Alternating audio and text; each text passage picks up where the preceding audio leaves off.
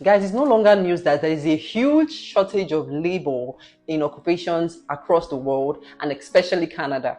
Now, the healthcare sector is not exempted. The healthcare sector in Canada is actually burdened, like it is burdened. Now, the Canadian population has a huge aging population. As at 2022, the population status of Canada showed that it had about 38 million people. This is a far cry from the population of other countries of the world, especially India, China, and the rest of them. This is one reason why the Canadian government is constantly looking for foreigners to come into Canada and fill up these labor shortages. Today, I'm going to be talking about the Caregiver pilot program. Now, this program has been in existence for quite a number of time now, but people do not know about it. The first thing you're going to be getting from this video today are the requirements for this program. The second thing you'll be getting from this video is the eligibility.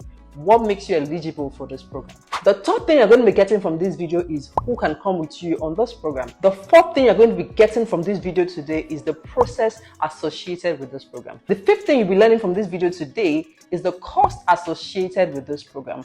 And then the last thing you'll learn is how to apply. So you want to watch to the end so you don't miss out on any of this information. There are two programs that are embedded in this program. The first one is the childcare support program, and it has a NOC code of 4411. Now, NOC code, I've explained that in my previous video. NOC code are the ways that the Canadian government classifies the job occupations in Canada. So it is 4411. So if you're going to be applying for jobs in the permanent residence portal, that is one way to specify your area of specialization. The second program is the home support pilot. Okay, now this one is for people who want to come in and care for seniors, people who are aged, and the NOC code for this one is 4412. You might want to put down the NOC code so that you don't forget them. Now, for you to apply for this program, you can only do this through the permanent residency portal. There's no other way you can apply for this program except through this means. Now, let's talk about the requirements. What are the requirements for this program? The first thing is to find an employer. Yes, I know that you will say we have come again, find an employer, but that is it. You need to find an employer. But the good thing about this one is that the employer does not need to be an organization. It does not need to be a company. It can be a family friend. It can be your family member. It can be your sister, your brother. It can be a friend, okay? And you can also find employers through the job boards, the job bank, websites that put out job openings. Now, the second thing is that the employer needs to give you an offer of employment. Now, why are we saying this? Even though it's a family member that might be giving you this job, it still has to be done professionally. There has to be an offer of employment, okay? Now, the employer has to fill out a form. Now, that form is specified in the Canadian website, the RRCC website. He has to fill out a form. However, there is no LMIA involved in this program. He does not have to get an LMIA for you. Now, in the form he's going to be filling, he's going to be stating the hours you're going to be working. Are you going to be working as a live-in carer, or are you going to be working as a live-out carer? Are you going to be coming and going? He's going to talk about the salary that is going to be given to you, the hours in the week you're going to be working. All of these things must be stated clearly in the form he's filling. Now, the reason is because when you come into Canada, you are going to be filing taxes. So there's no way the government would not know if you are being short paid. So the employer must be ready to pay you the minimum wage for the province for which you are coming into. Now, moving on to the eligibility. How do you know if you're eligible? The first thing is the job offer. The job offer is one way to know if you're eligible. So once you have found a family member, a friend, a relation, anyone who is willing to give you that job, that is one eligibility you are passed. Now, remember that the job offer has to be genuine. It is not a way to get out of your country. This is not a hanky-panky process. It has to be a genuine job offer. If you watch this video to this very point and you are getting value, guys, please click on the like button. Click on the like button. That's one way to support my channel, and that's also another way to tell YouTube that this video should go to more people. I appreciate your support. Thank you. The second eligibility criteria is that you have to have a CLB5. Now, that is for your language test. That is IELTS or whatever, or CELP, whatever exam you want to write. You have to have a band 5 in your IELTS, in your language test, okay? That means that listening 5, reading 4, writing and speaking 5. Now, if you have this criteria, if you have this score, you are good to go. The third thing is your educational credential assessment. That is ECA. There are some bodies that assesses your educational credentials. Why do they do this? This is because Canadian government wants to be sure that the education you have is at par with the Canadian style. Okay, they want to be sure that your education is at par with the Canadian education. So they're going to be assessing your credentials depending on your career. Okay, when I came into Canada, or when I did mine with WES. Okay, so now depending on what you do, there are different bodies that assess different credentials. Like for doctors and nurses, there's a different body that assesses their credentials. The fourth eligibility criteria is that you must have at least 1 year post-secondary school experience. So it means that you don't have to have a BSc. If you have a high school degree, if you have a high school education, that's fine. But you have to have at least 1 year of experience after school working on this kind of role. And they also said no work experience. But however, in the website, there is a clause that says those who have experiences or any form of experience will be given an edge. So guys, you want to make sure that you have, or you claim some form of experience. So I don't expect that you don't have any knowledge or any experience about this and you want to come through this route. It will not work. So it's better to have an experience. The sixth thing is you want to know is that housekeepers and foster parents are not eligible. That's not an eligible criteria. You cannot say because you're a housekeeper currently or you're a foster parent taking care of a child that is maybe your sister's child, then you have experience. Don't use that as to claim experience. It will not work. The seventh eligibility criteria is that there is no age restriction. Anyone can come under this program. 18, 20, 21, 40, 45. You can come in through this program. I actually know of someone who came into Canada recently. She's about 48 years old and she came in to take care of a minor, okay, for her family member. So this is one way to come into Canada easily. The last eligibility criteria is that there is no need for proof of fund. Canadian government is not interested about how much you have. Now, let's move on to who can come with you. Who can come with you on this journey if you get this program? Now, your family members, your immediate family members can come with you, your wife, your children, and your wife will get an open work permit and your kids can get study permits as well. Now, the second person that can come with you is your common law partner. A common law partner is someone who lives with you or who you have a relationship with, okay?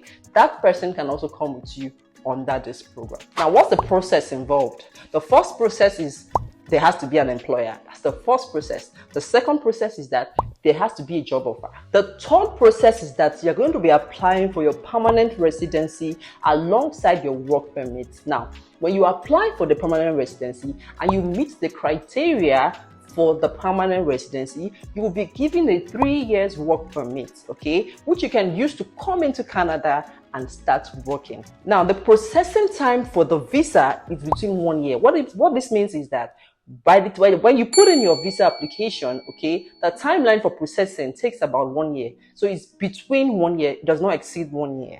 You must understand that the work permit you'll be getting, the 3 years work permit you'll be getting, is an occupational restricted work permit. What does this mean?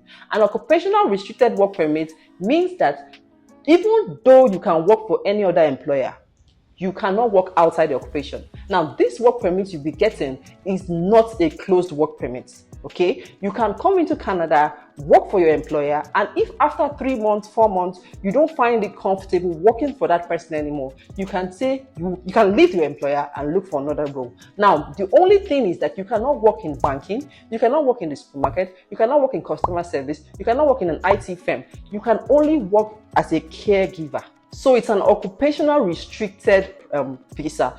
Now, the third process is that after working for 2 years, you can now apply for permanent residency, guys. Now, you know that other programs that are in Canada, if you work for 1 year, you can actually apply for permanent residence under the Canadian experience class. But under the caregiver program, please take note, you have to work for 24 months at least before you can apply for permanent residence. All you need to do is to show proof that you have worked for 24 months with this employer. Remember that the 24 months does not have to be consecutively.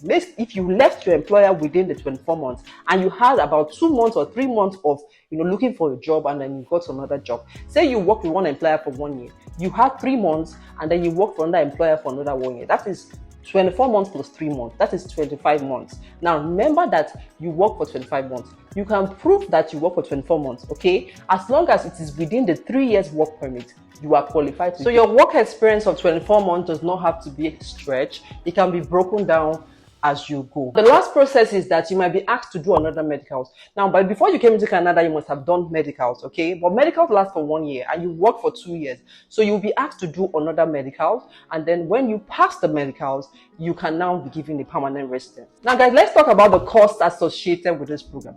What are the costs associated with this program? One, there's no proof of fund, so you don't have to bother about proof of fund. Second one is that there's an application fee you pay. No, this application fee is on the website. I'm going to be dropping the links to everything I'm saying today so that you can find this detail. You're also going to be making a right to permanent residency fee. Okay, that's a normal fee that everyone who becomes a permanent resident here pays. That is also on the website. When you're applying for your work permit, you're going to be making payments for work permits. Okay, you're going to be paying a work permit fee for yourself. If you're applying for your wife, you're also going to be paying for her.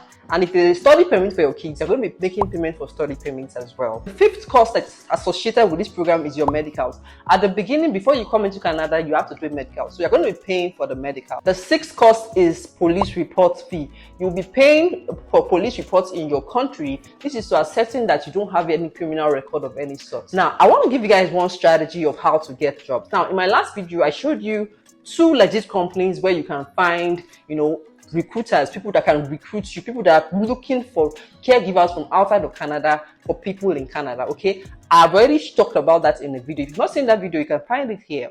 Okay, now in this video, I want to show you another way to get these people.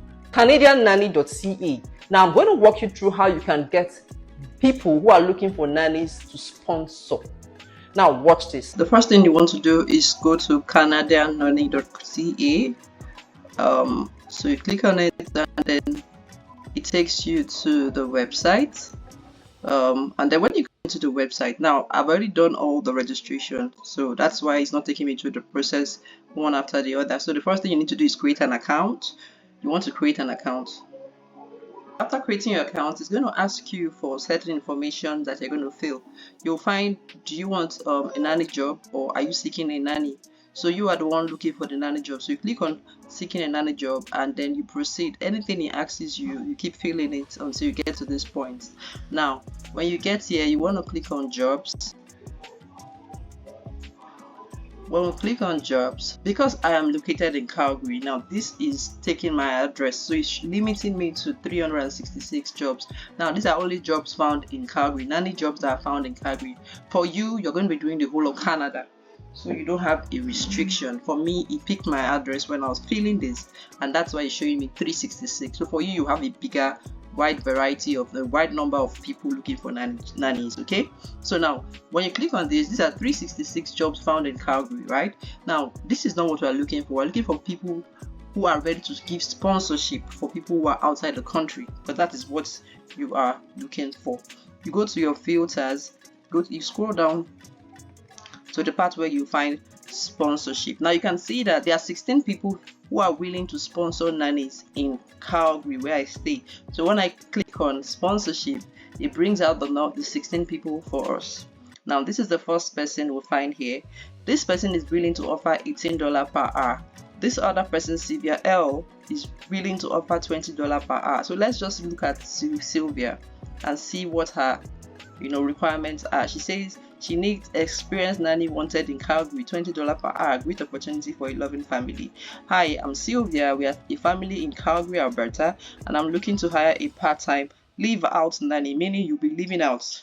Okay, I'm looking for someone with experience working with children in primary school and can provide some light housekeeping services. I'm offering a great pay rate of $20 per hour.